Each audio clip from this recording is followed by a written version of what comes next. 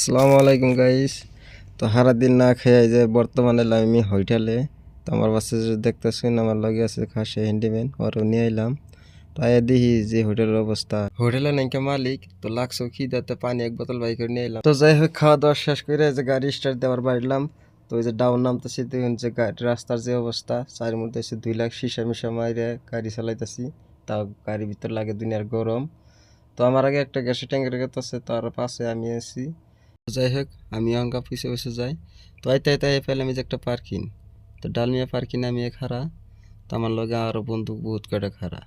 তো বই বই পেশাল পারতেছি কেরা কী করবো। তো বর্তমান কোম্পানি আছে বন্ধ। তো আমার পাশে যার মধ্যে গাড়ি দেখতেছেন পার্কিং বুঝাই গাড়ি। আর আমিও বই বই পেশাল পারতেছি যে আমাকে কী করুন যাবো, কী করলে ভালো হবো। তো আমার পাশে যে দেখতেছেন সারা বলকার খাড়া আইনা লুট করুন খাওয়া রয়েছে, রাস্তা দিছে বন্ধ। তো এখন কবে খুলবো কবে যাম লাগছে সবারই।